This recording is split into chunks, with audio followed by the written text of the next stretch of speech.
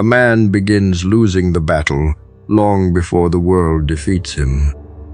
The first collapse usually happens in private, in the hidden court of his own mind, where he keeps questioning whether he is capable, whether he has enough, whether he is too late, whether the door has already closed, whether the failure he fears is a prophecy instead of a test. He walks through the day carrying a quiet argument inside his chest, and that argument drains more strength than the actual work ever would.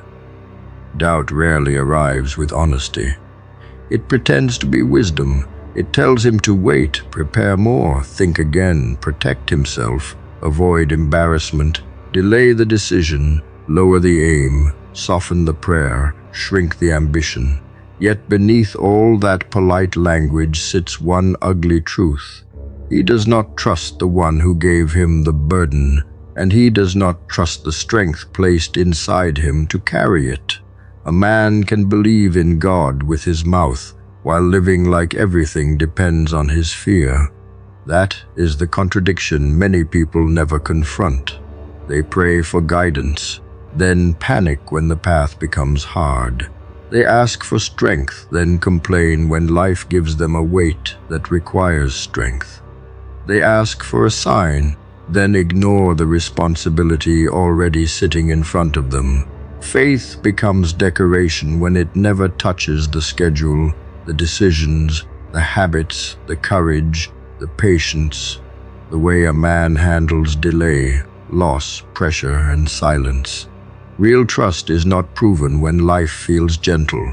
Anyone can speak beautifully when the road is smooth. Trust is measured when the answer is late, when the plan breaks, when the door shuts, when nobody claps, when the old fear starts whispering that maybe the whole thing was foolish. That is where faith either becomes command or remains poetry. Self-doubt often looks humble, but much of it is pride in disguise. A man keeps staring at his limitations, as if his limitations are more powerful than God's ability to use him. He keeps repeating his weakness like it is the final word. He says he is not ready, not qualified, not educated enough, not confident enough, not disciplined enough, not healed enough, not strong enough, and maybe some of that is true today, but truth about your current state is not permission to stay there. Faith does not ask you to pretend you have no weakness. It asks you to stop worshiping weakness as if it owns the future. A seed does not look like a tree, but it still carries the order to become one. A man may look unfinished, but unfinished does not mean abandoned. Sometimes the very thing making him feel small is the place where obedience must begin. The mind hates uncertainty because uncertainty removes control. It wants a full map before it takes the first step, a guarantee before effort, a clean outcome before sacrifice, a promise that pain will make sense quickly. God rarely trains a man that way. The soul does not become stronger through permanent explanation. It becomes stronger through obedience under limited sight. Abraham walked before he had the full picture. Moses returned to a place that terrified him, with nothing but command and dependence. Joseph was buried in betrayal before authority ever touched his hands. These stories are not soft religious ornaments. They are records of men being stripped, delayed, tested, misunderstood, and positioned through difficulty they could not control. The pattern is severe. God does not always remove the pressure immediately. Sometimes he uses pressure to reveal who has been pretending to trust him only when trust is cheap. A man must understand that faith is not passivity.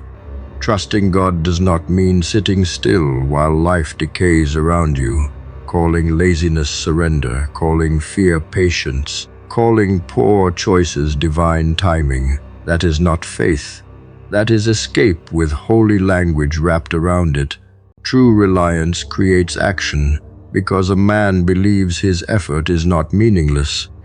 He trains because the body is entrusted to him. He works because skill is a responsibility. He tells the truth because character matters under heaven. He plans without worshipping the plan. He acts without demanding control over the outcome. The farmer who trusts rain still prepares the soil. The soldier who trusts command still sharpens the weapon. The believer who trusts God still moves his feet. Faith does not excuse weakness. It orders weakness into service until strength is formed. Doubt grows strongest when a man forgets what he has already survived.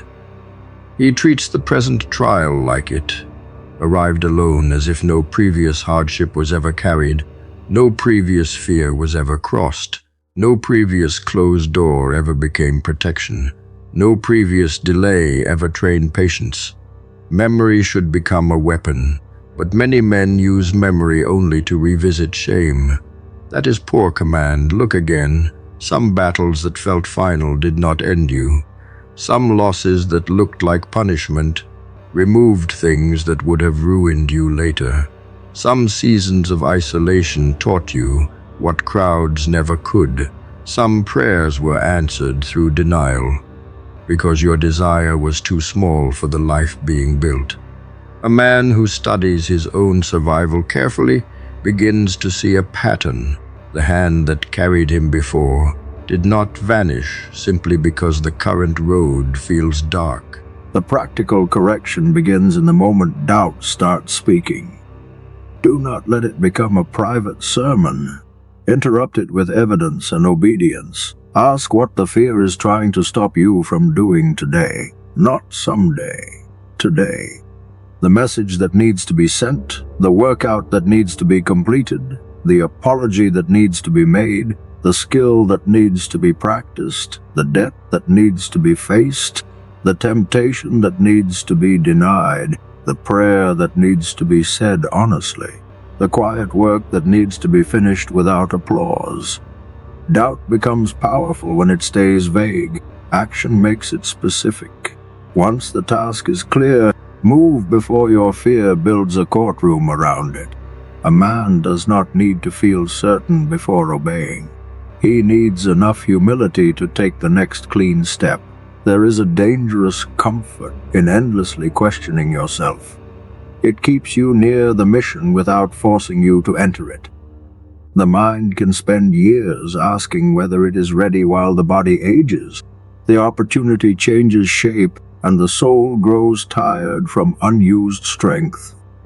At some point, hesitation stops being caution and becomes rebellion against the responsibility placed in your hands. You were not given breath merely to analyze your fear. You were not given pain merely to explain your wounds.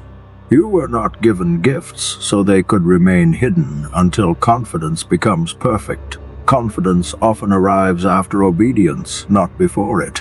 The man waiting to feel chosen may be ignoring the fact that the work itself is calling him. God can open doors, but a man still has to walk through without demanding that every shadow disappear first.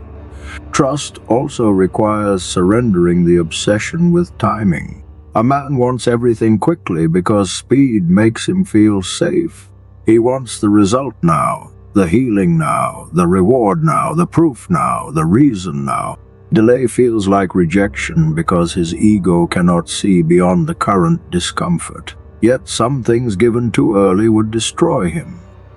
Strength needs formation. Character needs repetition. Discipline needs seasons where nobody notices. The roots must thicken before the height is allowed. A man asking God for elevation while refusing the hidden years does not understand construction. Delay is not always denial. Silence is not always absence. Waiting is not always wasted. Sometimes the unseen season is where the foundation is being made strong enough to hold what the man keeps asking for in public.